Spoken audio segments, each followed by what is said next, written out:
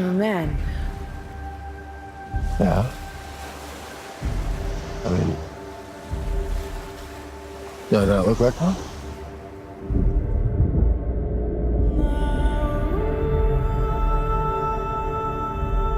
You have been my greatest love.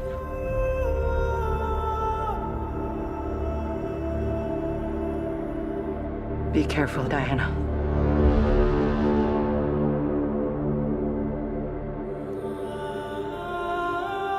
I do not deserve you.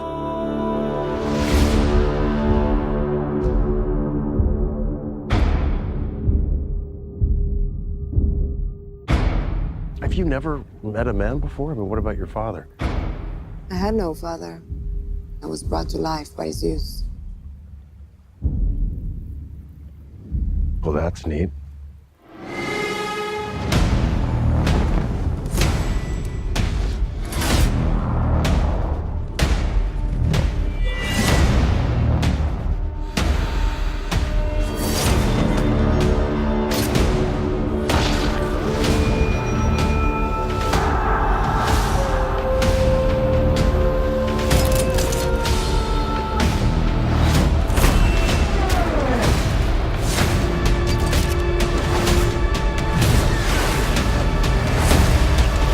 I can't let you do this.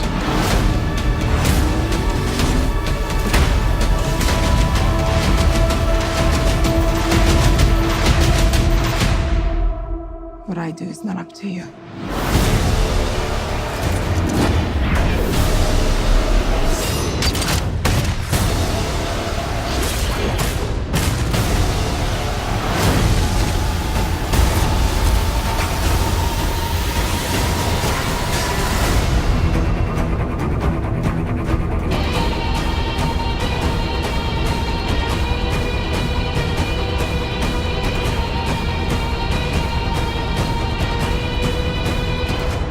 It's Etta Candy. I'm Steve Trevor's secretary. What is a secretary? I go where he tells me to go and I do what he tells me to do. Oh, well, where I'm from, that's called slavery. I really like her. Fantastic. Oh, Ladies, after you. I do. I like her.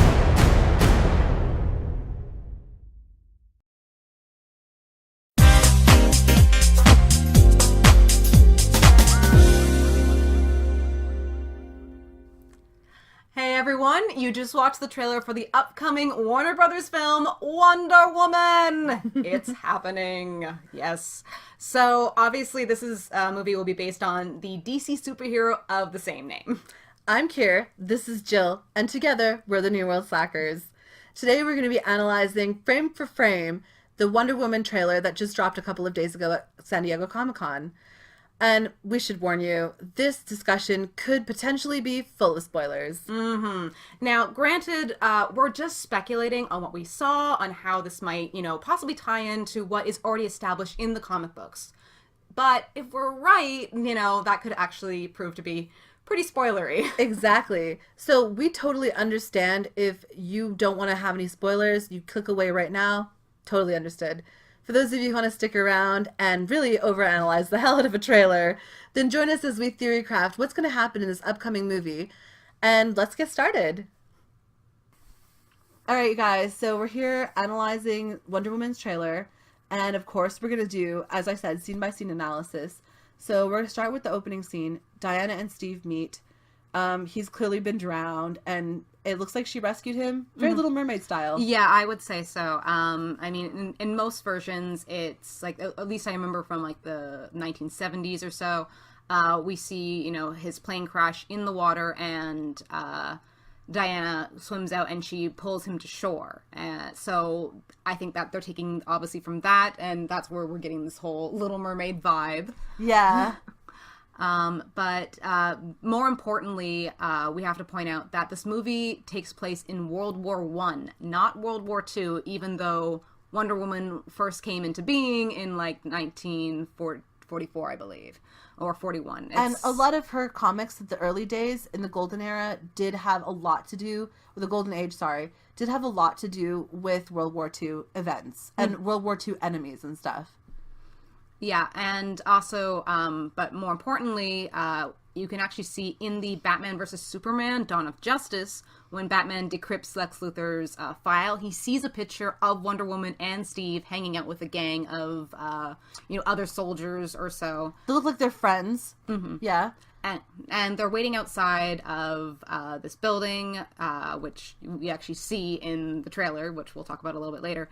And the file is actually dated November 1918 in Belgium. So we know that this is actually where a good chunk of the movie is going to be taking place.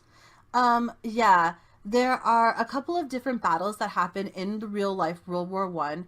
That happened at the end of the war in 1918 towards October, November, in Belgium. One of them being the Battle of Courtrai, Courtrai.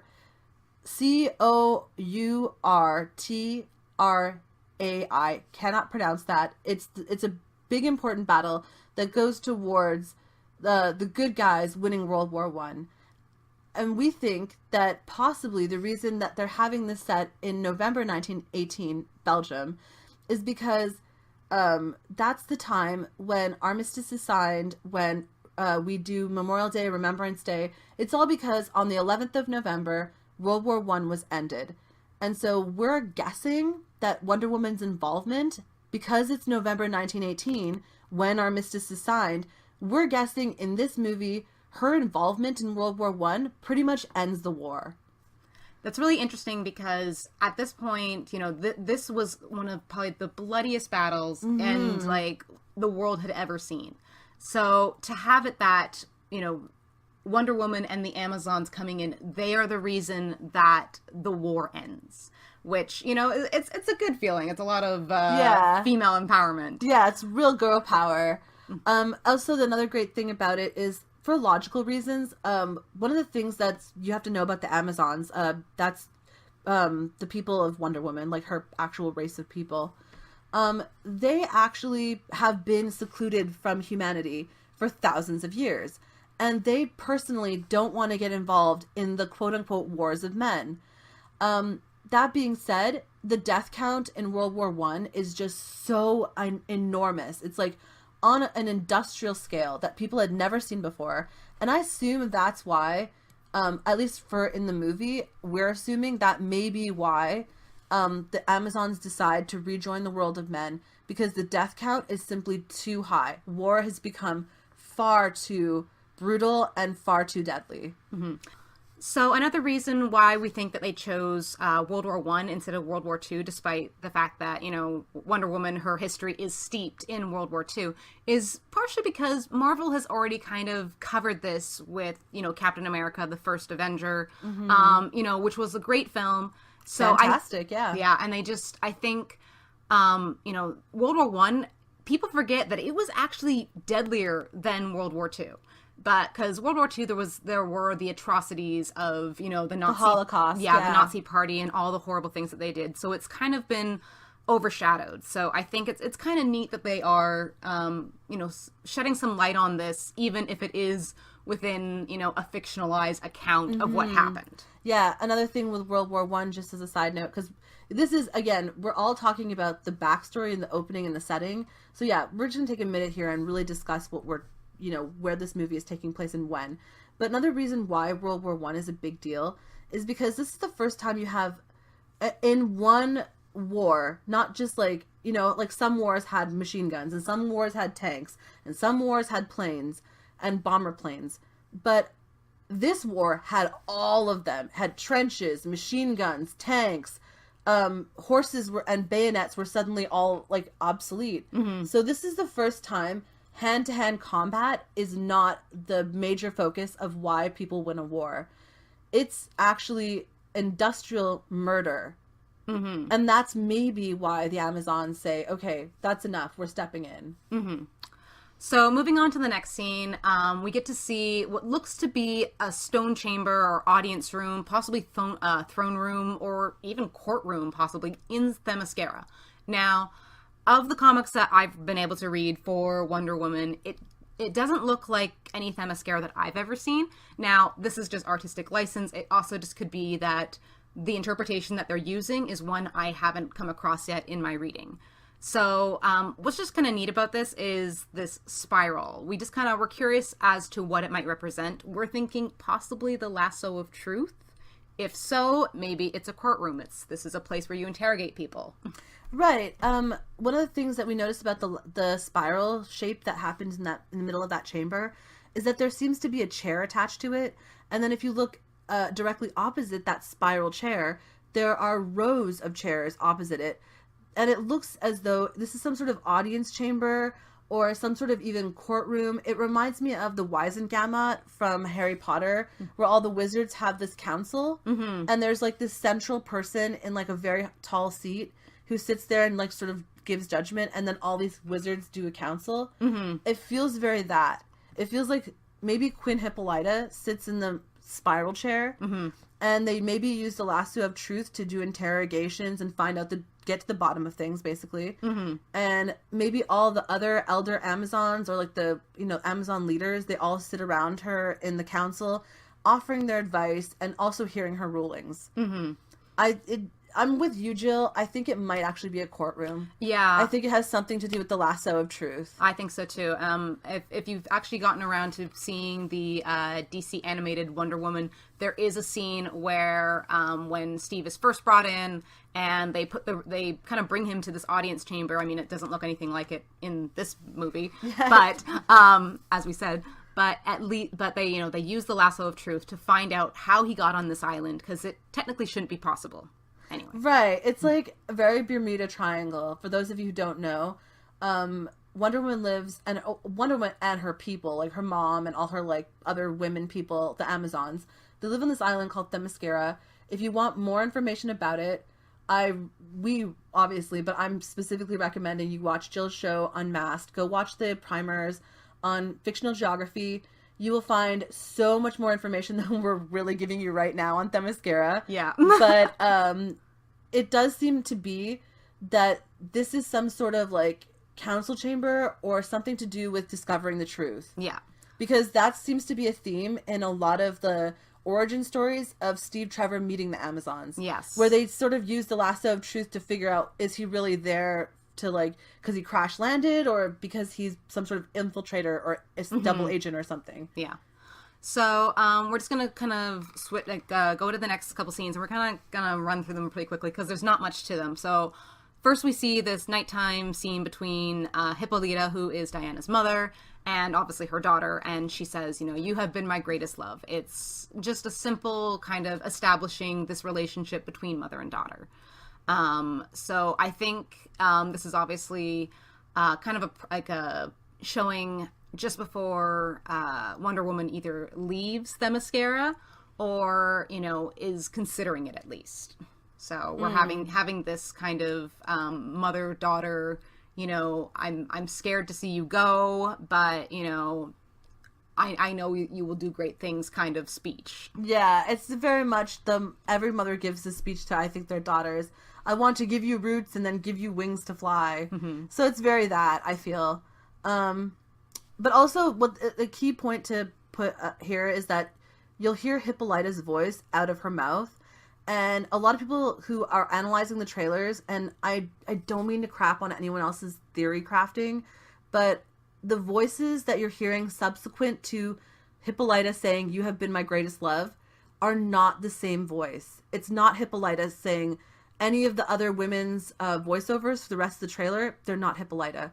If you don't believe me, I would suggest you go back to the trailer, listen to the woman speaking who says, "You have been my greatest love," and compare that voice with the rest of the voices from the voiceovers. It's not the same.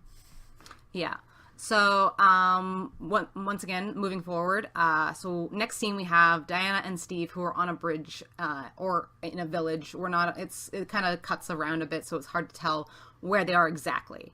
So first of all, we want to kind of like reiterate that we are almost 100% sure that most of this movie takes place in Belgium. So, first of all, if you go to the IMDb page, there are no soldiers that are listed as French. There are British soldiers, German soldiers, Turkish soldiers, and Belgian soldiers. So that paired with the photo that we see in Batman vs. Superman, it definitely takes place in Belgium.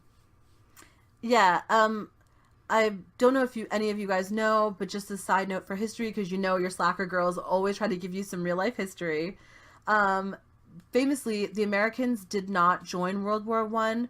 Okay, so you guys know World War One started in 1914 and ended in 1918, but America didn't join the World War effort until April 6th, 1917. So they stayed out of it. There was a couple of factors, like 5 major factors that really contributed to America joining in and fighting for like the good cause on World War One. But one of those things was this event called the Rape of Belgium, where German forces occupied and subjected Belgium and its citizens to horrible atrocities. The reason it was so bad was because Belgium had stayed neutral during the war, and neutral countries were supposed to be safe from invasion and protected as such by international laws. This violation of law and the resulting war crimes committed by the Germans were one of the major factors in the decision for America to join Britain and France in World War I. So, like we said, we already have that picture establishing from Batman vs. Superman that this is Belgium, November 1918. But this is just further proof that this has to be Belgium and not France. And why we're saying not France over and over again is because the movie was filmed in France, and a lot of people who are reviewing the trailer and making predictions about it keep assuming that the film takes place in France. And Batman vs. Superman pretty succinctly tells us it takes place in Belgium. Yeah. Along with the IMDb cast. Yeah, exactly that too. So we got another few scenes. We get to see the train station where we're seeing all these different soldiers getting, on and off the trains. We think it might be in London, because the signs are all in English. Yeah, they say things like gentleman's lavatory, which I think is a very English thing to say. Yeah. And once again, just going back to Kieran's point, there's a voiceover which says, "Be careful, Diana," and it doesn't sound like Hippolyta. So we're pretty sure it's not her. We think it might be Robin Wright's character. Mm-hmm. So who we'll actually get to see, I think, a little bit later. So let's just go forward to, we get to see this beautiful costuming with Diana in a blue Grecian gown at a ball. Girl, side note, that color is everything. Love that color. Yes. So right now she, as we see her, kind of like it's this parting of, the Red Sea of people, if you will. But it's not a romantic thing. This is a stare down. This is like she has her murder face on. Yep, she's got kill face to the maximum. Yeah, and she obviously we see her, reaching for this sword that has been concealed. And actually, if you take a note, you actually get to see before the sword is revealed, she moves something on her dress, there's a draping piece of cloth. Yeah, so I think whatever that draping, it was hiding the sword, because I'm pretty certain somebody would notice, the hilt of a sword out of the back of some lady. They would be like, I know they didn't have metal detectors or whatever, but I think people had eyes at least. So yeah, no, it's pretty difficult to not see that hilt of a sword. So I'm assuming, and we'll talk about this a little later about the draping piece of fabric, because it does come up in the trailer again, but we do believe that she's actually draped herself in toga style. Mm-hmm. You throw a toga, you throw the drapey end over the side of your shoulder. She could probably have hidden the sword underneath the drape of the fabric, is what we're saying. So if anyone who's out there who's saying, how the hell did she sneak a sword in her back? There's a pretty good explanation, probably. Yeah. Probably. Because they're not going to frisk a lady. Anyway, so this person she's having a stare down with, now there's a couple theories we have as to who this guy could be. So first of all, he's wearing a bunch of medals and a cross that indicates that he is a high-ranking German officer. We actually have a picture of actual historic soldiers and officers with similar medals, as you can see right here. Yeah, the star, as you can see, that weird star-shaped starburst, and also that cross with that weird cross, those are both symbols of the German army, and that star thing represents that you're pretty boss in the army. Mm-hmm. You're boss level at the army. Yeah. So the question is, who is this guy? So we have two working theories. Either it just depends on what the directors and writers want to go with. Do they want to go right for the kill, or do they want to kind of build us up? So what we mean by that is one of Wonder Woman's greatest enemies is the god Ares. Yes, as in the god of war. Yes, so obviously this is his jam. He is all over this. Now the question is, where is he at this point? Is he right in the thick of things, or is he being fed, like, the energies of people being at war? So there is a possibility that this general dude that we are seeing is actually Ares in disguise, that he is feeding the fire to, basically gain his power. Every dead warrior that dies in World War One feeds Ares power then. So it's not just any dead people. It has to be a dead warrior falling in a battlefield. That's the kind of magical energy that will feed Ares. And so maybe he's this guy who's like really just trying to push the war to keep going forever so he can get all the power. That's very true. Now, there is another possibility, is that now in some stories of Wonder Woman, Ares has been imprisoned, because he often kind of messes things up. He's kind of a dick among all the Greek gods. He's not very well liked. Anyway, so if they go with this idea of him being imprisoned and that he needs to gain power in order to break out, he could have this person could be an agent of Ares.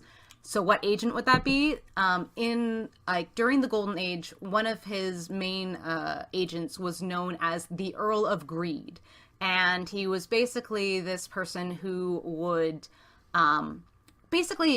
he was a warmonger. He would basically try to start up conflicts to fuel them. He would mostly by kind of, I guess, stoking people's greed for whether it's conquest, money, power, all this kind of stuff. So these are the two options that we think are most probable. Yeah. Both Jill and I lean towards it being the Earl of Greed, simply because we're assuming Warner Brothers wants to do something that Disney's already doing, and that is make franchise films.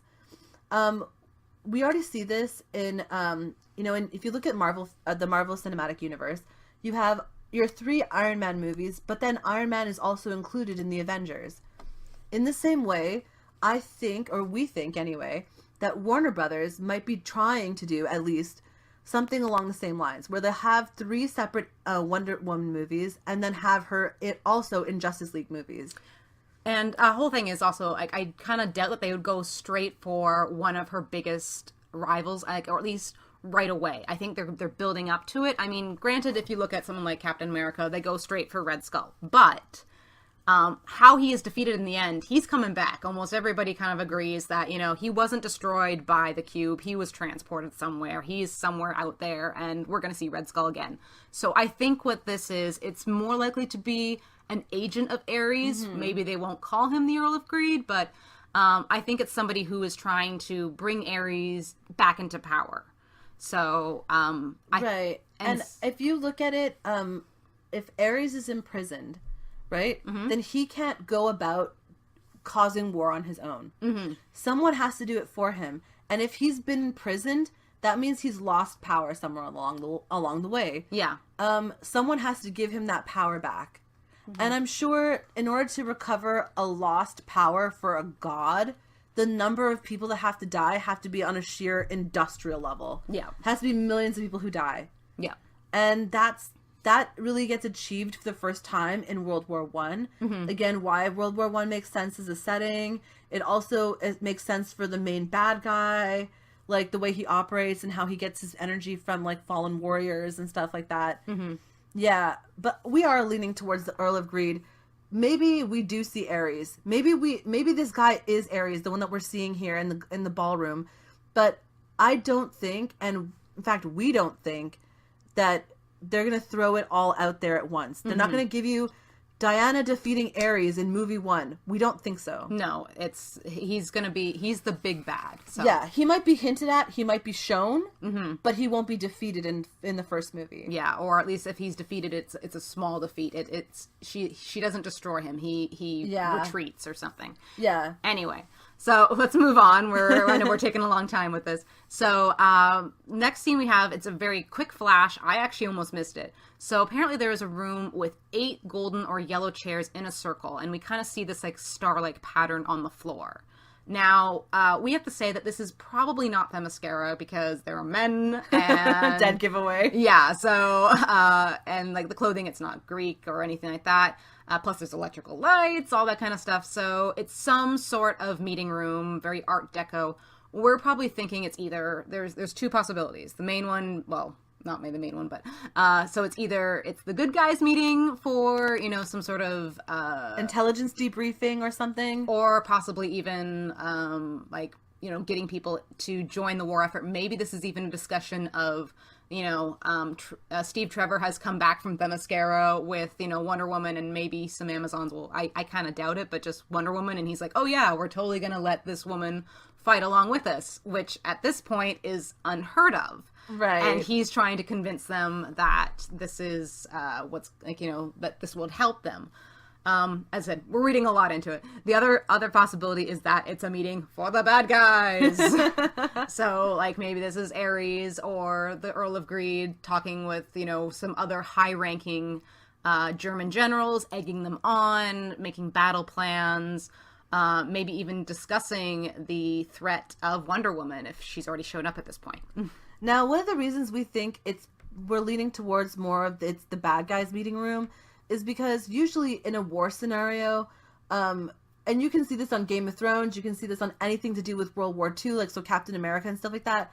When there's a war room, there tends to be a giant table in the middle of it and maps all over it, where people are literally like moving troops and I'm going to commit 10 troops over here and like 15 troops over here or whatever, right?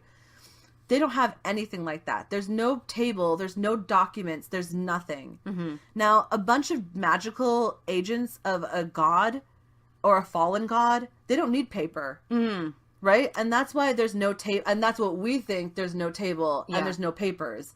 Because if this was just humans talking about a war effort, there'd be treaties to sign, there'd be documents to debrief, there'd be like maps, exactly. We don't think these are just humans just getting together to talk. Yeah. We could be wrong, though. Yeah.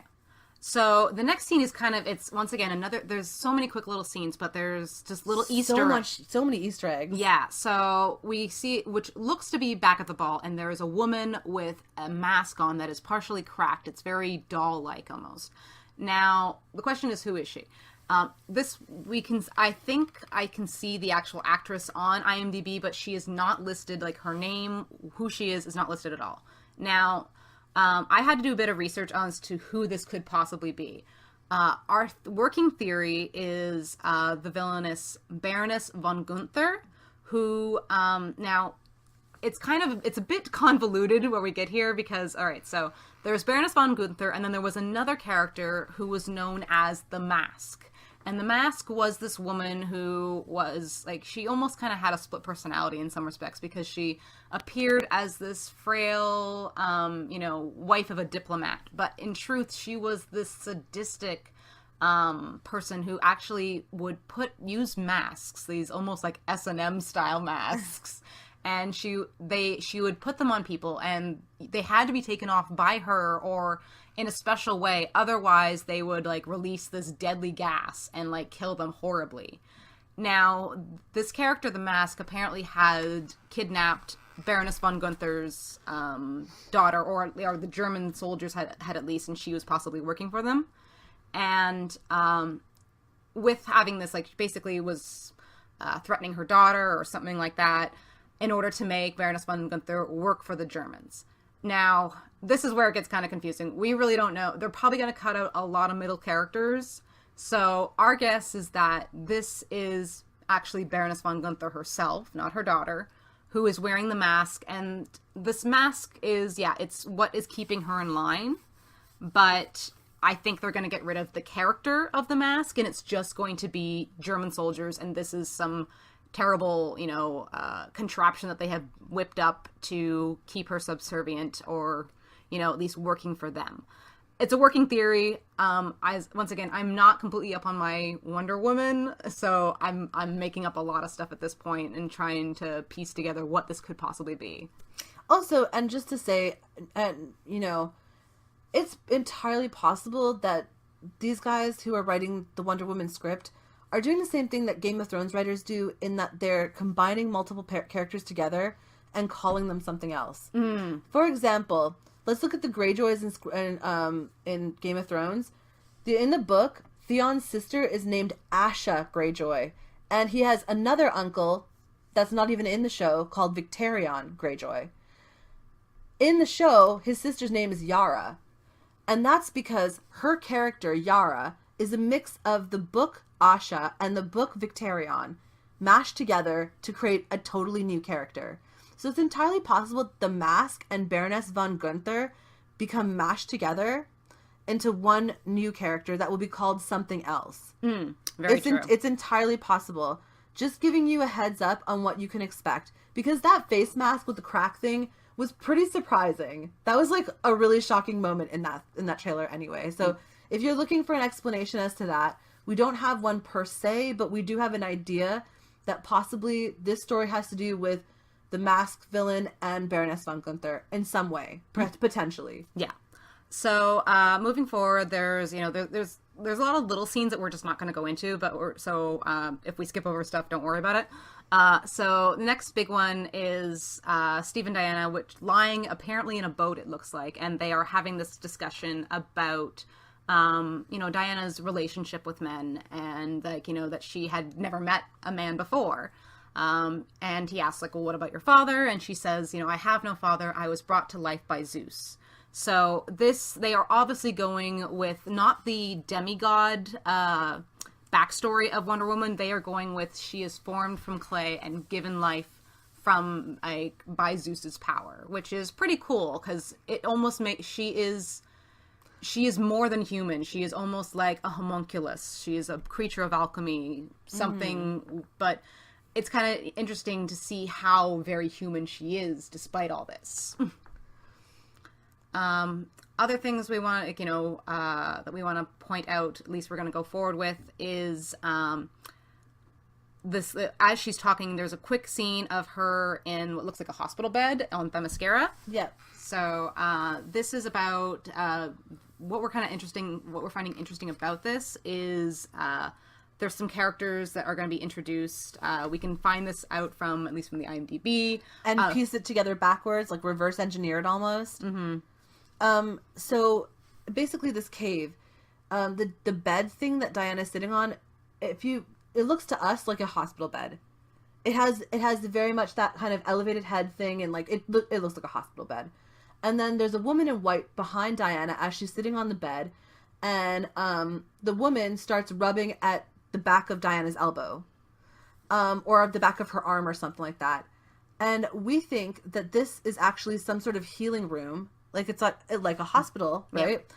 And the woman that's rubbing the stuff on her arm is she's actually one of the characters from the comic books. Her name is Epione, and she basically is the chief healer of the Amazons, and that's who we think this person is. Yeah.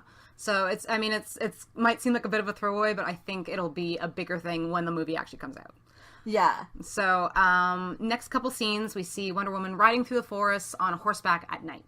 And we see this piece of blue fabric fluttering away from her.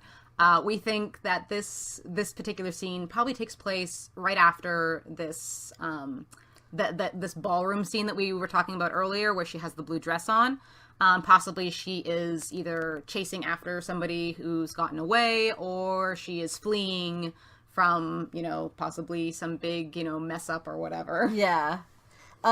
You see that a little bit of sunlight is starting to come, so I think this is maybe she's riding out at dawn, because a ball would take place at night. Yeah. So maybe at the end of the ball, she's leaving and some shit is going down, so she decides to, ride faster. Mm-hmm. I don't know. It's a lot of things that this could be, but I wanted to point out that her riding this horse is at night for the most part. There's maybe a little bit of sun coming up, but it's maybe just the crack of dawn, and she's wearing that blue fabric, same color as the one she wore at the ball.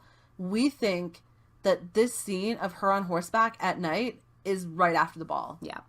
So the next part is actually really cool because we get to see the other Amazons in battle. Oh my god. So good. So beautiful. So first off, we see this Amazon leaping over these giant rocks, and she's shooting arrows. It's gorgeous. Now, we think this is actually Robin Wright's character, and she's like and she's actually also the one in front where the charge is happening. You can kind of tell by the helmet that she's wearing. Anyway, so it appears that they are on Themyscira itself, and they are fighting with people who we're almost 100% sure are German soldiers. Right, because the soldiers' uniforms, again, as we showed you before, we've looked into which soldiers had which uniforms. The uniforms we're seeing could either be Russian at the time or German at the time. Thing is, Russia was already involved in its own war because at the time it was fighting, because communism was basically taking over Russia at the same time as World War I was happening. So yes, it does look like a Russian soldier's uniform as well. It just probably isn't Russian soldiers and most likely German soldiers instead, simply because this conflict has nothing to do with Russia. The one that's happening in Wonder Woman has nothing to do with Russia. Now, the bigger question that we have about this fight scene that we're seeing is, when does it take place? So there's two possibilities that we think of. It's either, first of all, it happens like shortly after Steve arrives, and this is kind of the Catalyst? Yes, catalyst, thank you. For the Amazons to, allow Diana to go out into the world of men to help deal with this war, because Steve has accidentally led, the German forces to Themyscira, and now they can no longer sit out of the fight. Exactly. Yeah. So there's that possibility. Or it happens after Diana has left, and it is more a retaliation, that it is, either the Earl of Greed's or Ares manipulations to send these soldiers to Themyscira to take on the Amazons and to possibly distract Diana from this war effort, to bring her back to Themyscira to, because he needs this war to go on as long as possible. And kill as many people as he possibly can. Another thing I just wanted to point out, we said that the leaping warrior shooting the arrows, there's that scene actually of that beach fight, or that fight with the German soldiers and the Amazons on a beach, and we assume it's Themyscira. The reason we think it's Themyscira is because the water is turquoise, the rocky outcrops in the background of little tiny rocky islands. These are exactly the same scenes we saw when Steve washed up on shore and Wonder Woman saved him. So we know this is definitely Themyscira. That's number one. Number two, why do we think this is Robin Wright's character that's doing the leaping and jumping and shooting the arrows? Well, it's because Robin Wright plays General Antiope, and Antiope would have been the head of the military order of the Amazons. So Queen Hippolyta, or Hippolyta, however you want to pronounce it, is their actual leader, but the military leader is Antiope. Antiope also happens to be Diana's godmother. And that's Robin Wright's character. Also, the woman who is leaping and shooting the arrows is the same woman as the woman who is leading the charge of horseback riding Amazons, and it's the same woman who we see later on in that same scene on the beach, like taking arrows and stabbing them down into a guy who's lying on the ground. I can tell that these are the same women because their hair color is the same, but more importantly, all three of these shots feature a blonde woman who is wearing a very, very specific helmet. As you can see on the screen right now, I'm circling the helmet right now. Nobody else has this helmet, which makes me feel like if you've got a special fancy helmet, you must be the leader. Mm-hmm. Yeah. Right? Because he's got a special hat. It's a very special hat. Yeah, she's got like the coolest hat. Yeah, she's got the coolest hat. So maybe that's why we think that this is Robin Wright's character, Antiope. There's also not a lot of other people who are blonde on the cast from IMDb. No. So I'm assuming this is her. Yeah. Speaking of blondes and all, the interesting thing we want to point out is that if you look at this charge piece, like of, the line of Amazons, they are all of different, ethnicities and descents. So you have Black women, you have Asian women, you have, Latina looking women. Yeah. And it's like, it's an interesting spectrum. It's just kind of interesting to note because you would think that the Amazons being kind of a very insular race. And Greek. Yeah, and that too. That they would all look Greek. But obviously, if we're going, like, there's a lot more to it than that. It's a lot more multicultural. I'm not sure how that actually happens, but it's just neat to see. Well, from a real history perspective, I'm just going to throw this out here. I don't know if okay, all full disclosure, I'm Kieran. I'm not the biggest DC person, and I have not read a lot of Wonder Woman. But I will say this. Ancient Greek cultures did a lot of, well, not to put it lightly, but they enslaved a lot of races. So the one thing that you get from a different various types of Greek Amazon mythology, and this is not uniform across the board, because let's be honest, no Greek myth is uniform across the board. No. It feels like every source has a different way of telling the story. Yeah. So in this case, the Amazons are actually a race of women who are fucking just tired of men. Just tired of men. And they have been abused and put upon in every way imaginable, and they leave. And it's not just wives and daughters and Greek women, it's all the women. They just, of a certain city, a group of women just leave. Slaves, free, it didn't matter. They just left. They were done with it. And they formed their own society where everyone was free and equal, except not men. Yeah. Women were, but not men. Yeah. So maybe, I'm not sure. Again, Wonder Woman's origin story changes from, different iterations of her title and everything. So I don't know if this is the same situation that they're going to be talking about here. But if they have multiracial a tribe of Amazons, it's probably because the original Amazons were also escaped slaves. Yeah, that makes a lot of sense. Yeah. So we're kind of fast forward a few things. There's a bunch of like quick shots, a lot of action. Yeah, which is great to see. I mean, it's more you're just trying to get in this epic feeling of you get to see like trench warfare and Wonder Woman in her costume, rising from like the trenches, all this kind of cool stuff going on. But as I said, we're just kind of there's not very much to be analyzed here from here. So we're gonna move on to there's a quick scene which we actually had to slow down to figure out what was going on here. So yeah, actually we did. Yeah, I had to watch it in slow-mo. So we see Steve and Diana and a few of their comrades. They're sitting in what looks like a pub or a cafe or something like that. Yeah. And some bald dude approaches and he's about to pull his gun. Now, this is more of just interesting in the sense of it shows how fast and strong Wonder Woman is. The fact that she is actually sitting inside the booth. She's like farthest from him. And is able to, like, she literally almost teleports to the other side and grabs this guy's arm and throws him before he can even, like, react. Pull the trigger or anything. So, and it also just goes to show how much more aware she is of because she is a warrior. She is constantly on guard. She understands, this is a time of war. It's not time to be throwing back some brews. Get it together, Steve Trevor. Come on. I would also point out something about Wonder Woman that gives me a lot of hope for this movie, but it's from Batman vs. Superman. Okay, and full disclosure, I never watched it in theaters. I watched the extended cut. So if this is stuff from the extended and you guys didn't see it, I recommend you see the extended because it makes a lot more sense. Just a lot more sense. But one thing I noticed is that, and you probably noticed this too, when Batman finally gets Krypton all over Superman and like Kryptonite. Yeah, sorry. Kryptonite cloud or whatever over Superman, and he starts getting all weak and shit, right? When he gets punched, he doesn't know how to take a punch. No, he doesn't. I honestly, truly believe Superman does not know how to take a punch. No. At least the movie showed that. When Batman starts taking a punch, he can take a beating. My God, he can take a beating.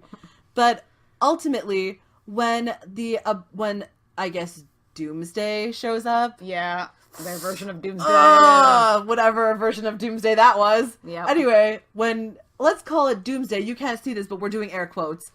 Yeah. When Doomsday shows up, it seems as though Batman is like frozen for a second and like, oh Christ. I am so out of my league. Yep. You know what I mean? Like, there's a look on his face where he's just like, these people are gods. I'm just going to stand in the back here until someone calls me and tags me in. Yeah. You know what I mean? Like, he's not involved at all. And, like, I kind of think that, like, so he doesn't have a strategy for dealing with Doomsday. And Superman doesn't have a strategy with dealing with being punched in the face, like, at all. The only person who can handle what's going down is Wonder Woman. I find, well, because people have actually made this argument that Wonder Woman is, technically, she is the more deadly of any of them, because she technically doesn't have a weakness. And also, She doesn't. She's been, okay, so Batman has the training on him, right? He has been trained, he knows, as I said, knows how to take a punch, knows what his limits are, all that kind of stuff. But as I said, that's he some has, good Ra's al Ghul training. yeah, but he has limits. He is human, Yeah. right? He bleeds. Now, Superman, he has always been, it gets kind of like the opposite of, you know, at least I'm going to be, once again, throwing back to Marvel with Captain America and the whole speech that Dr. Erskine? I can't remember his name. I'm terrible. I'm sorry. Anyway. Erskine? Anyway. I can't. Stanley Whatever. Tucci's character. That character. The guy Anyway. who made the super serum. Yes, and he says, you know, that, you know, a weak man would understand, like, you know, the importance of strength and therefore wouldn't abuse it. And I think, I mean, Clark is a good person, but at the same time, he has never had to deal with the fact of, you know, someone punching him in the face and it actually hurting. Yeah, I don't think he's ever broken a bone in his body. No. Technically, and if you guys watched Supergirl season 1 on CBS this last year, you'll know that when Kara breaks her wrist, I'm sorry, no offense to, like, anyone who's involved in that show or whatever. I love that show. Yeah, it's a great show. Yeah, not trying to diss it or anything like that. But it's almost like Supergirl is a huge baby from getting a cold and twisting her wrist. Yeah. Like, she's just like, oh, my wrist, it sucks. Like, she's literally never even sprained an ankle. Yeah, it's because it's kind of like the man cold syndrome. Yeah. I hate to say it, but like, it's because they have never dealt with it. It is like the worst thing ever as far as they're concerned. Anyway, we really need to get back to we're getting so off topic, but We promised you over an analysis, and Yeah. and we've delivered, people. We've Yeah. delivered. so but yeah, we just wanted getting back to. Once again, we were just saying, like, how awesome it is to see how fast she is. And once again, I think she probably is the most deadly person on the Justice League, which we'll be talking about later. You were about to, you had talked to me about this earlier too, but like, of all the people, if you add up all the training that all the other members of the Justice League have had combined, she still blows them out of the water because she's been alive for thousands of years. That's very true, yeah. And she's been training for thousands of years. Yeah. She's just, okay, unstoppable is like, I don't want to make it sound like there's no stakes or like there's not a possibility that she could fail, but realistically speaking, the way the character's been written, not in the movie, but just in general in the comic books, is really hard to defeat Wonder Woman. It Yeah. really, really is. And if you want any evidence of that, we honestly suggest you go check out the DC animated Flashpoint Paradox. Oh my gosh, yes. Yeah, because honestly, you will get the real full effect of how powerful Wonder Woman can actually be when she decides to subjugate the Earth. Yeah. Exactly. When she wants something, she Gets it.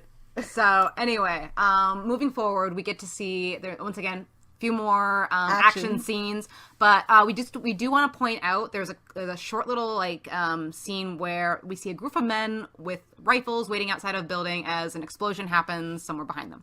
Now, the reason why we're bringing out this one particular scene is because once again, Batman versus Superman, because in Batman vs. Superman, once again, you have that picture from November 1918, Belgium, and the people that are in that picture, there's a guy with a fez, there's A Native American guy with a cowboy hat. Yep. Another dude who I can't remember if he's a turban or another fez.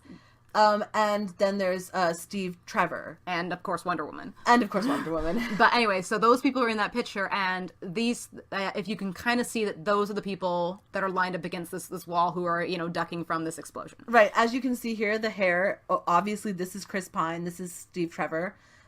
This cowboy hat is the Native American guy, and there's the fez for the fez guy. Yeah. So, we don't have names yet. Anyway, so once again, just kind of neat. There's the tie-in to Batman vs Superman. So next thing we do is just we once again, before there's a lot more action scenes, but there is one that's just kind of a neat, which is seeing Diana and Steve dancing at the ball. We assume it's the exact same ball she was at with the blue dress because she's wearing Where this. she's staring down the German officer dude. Yeah. We have a theory as to how that goes down because I seriously don't think she's gonna like straight up murder this guy. I think what's gonna happen is that she's gonna slowly go towards this guy. It looks like she's about to reach for her sword, and Steve is gonna intercept her. And this is where this line comes in, which is where he says, you know, I can't let you do this. And, you know, later on we get this line of what I do is not up to you. It's just going to be one of these kind of like standoffs and obviously contention for this, you know, obvious romantic pairing. But it's kind of a great line just because, you know, Wonder Woman, she cannot be contained, you know, damn your like antiquated sensibilities. She does what she wants. Down with your patriarchy. Yeah, exactly. Also, just an interesting side note, the dialogue she says is what I do is not up to you. Immediately after that, there's a bunch of action sequences, logo, shots, da-da-da-da-da. But the very next piece of dialogue is the introduction of Steve Trevor's secretary, Etta Candy. And she basically says, I go where he tells me to go and I do what he tells me to do, which is literally the opposite of what Diana had just said. What I do is not up to you. Yeah. It's literally the opposite. And then she goes, where I come from, that's slavery. And then Etta's like, oh, I must say, I do like her. I like her. Yes. Yeah. Oh, yeah, go ahead, sorry. No, just saying, yeah, Etta, she is pretty adorable in this, and we gotta make a note that this is, like, you know, it's a shout-out, it's Diane from Shaun of the Dead, if you don't recognize her. I don't know if she's wearing, like, you know, either a fat suit or if she actually put on some weight. Either way, she looks awesome. She looks adorable with her red hair. Yeah, pretty cute. Like a drunk who's lost a bet. That's not a read, that's a line from Shaun of the Dead that her character says. Yeah. I'm not being mean. Yeah. She's hilarious. She was also in the British version of The Office. Yeah, pretty awesome. Yeah. And Kieran was mentioning this before. One of the things that we were kind of finding interesting is that it's most likely that Etta is actually a suffragette because a lot of suffragettes started off as, you know, war secretaries because this was, you know, kind of like the first jobs that they could actually get. Yeah, that wasn't a teacher or something. Yeah. Right? Or like a nurse or... Yeah, this was her and her best chance to be on the front lines and do something heroic is, I guess, be a secretary for some man who's doing something heroic. Yeah, I guess. And you just get this sense of her, like, bubbly personality. One of the things that we talk a lot about as feminists and as film critics and stuff like that is the Bechdel test. And that is, do women in this movie talk to each other? Mm-hmm. Do they have ambitions outside of men? Do they have conversations outside of, like, I'm in love with this dude. How do I win him? Mm-hmm. Like, and I think that this movie is definitely going to deliver and maybe possibly blow that crap out of the water. Yeah, it's going to be pretty awesome. Final note, I just want to make, looking at the Wonder Woman logo, it looks awesome. Oh my god, yes. I love the music that they chose. It is epic. Yes. It's kind of almost tribal. And it has, just a side note on your tribal thing, it has a sort of, there's a Greek stringed instrument. I can't remember what it's called, but it's like an olden-timey stringed instrument. If any of you guys know what I'm talking about, it's like a lyre or something like that. Put it in the comments. Yeah, put it in the comments. We don't know what we're talking, like, we don't know the name exactly, but there is like a stringed instrument that they use in a lot of like period pieces where they talk about Roman Empire and stuff like that, and the Greek Empire and stuff like that. You can feel a sense of that's what's the sound that they're replicating. Yeah. But then they add some sort of like heavy metal feel to it. Mm-hmm. I like that. It's really pretty awesome. So anyway, once again, this movie looks awesome. Overall, there's some really great attention to detail. Mm-hmm. I'm loving like some of these iconic scenes. Like it is a religious experience, especially like when she has her shield up and she's taken on like, you know, the hits from like that machine gun. You're just like, there's just like a F yeah, you know, yeah, like a deep swelling of pride of like, oh my god, it's Wonder Woman! It's happening! Yeah, I remember the first time her boots hit the ground after she climbs up out of that trench. Mm-hmm. I honestly teared up a little bit. I was like, oh my god, it's Wonder Woman! Yeah. Oh my god, Wonder Woman just kicks some ass. Yeah. And then from there, she just proceeded to kick all the ass. Yes. Like every ass. You know what I mean? Yeah, it's very true. Like the fight scenes are awesome. There's actually last thing I'm going to point out. is a great scene because it took us a while to figure out what was actually happening. She actually breaks a rifle over her back. Yes. It is so cool. And I mean, it almost kind of looks like there's just like, I don't know, a shatter of like what looks like either wood or sand or something around her waist. No, that is a rifle. If you slow it down, you can see the end barrel. of it. The barrel of it. You can see even like the shell casings coming out of it. It's pretty cool. Yeah. And then she proceeds to just kick everyone's butt in that room. Oh my gosh. She was like a whirling cyclone of kick-ass. Yeah. So anyway, we hope you enjoyed this. If there's anything else you think that we missed, tell us about it in the comments. I kind of doubt it because we have talked for far too long, but still, we hope that you enjoyed. And we'll hope to see you later.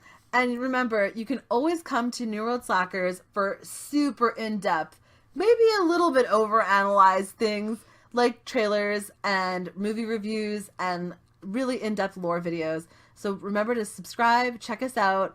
And again, if you're more interested in any more story of Wonder Woman, keep in mind we do have Unmasked, which is an in-depth look at DC's multiverse, the characters that live there, and places like Themyscira.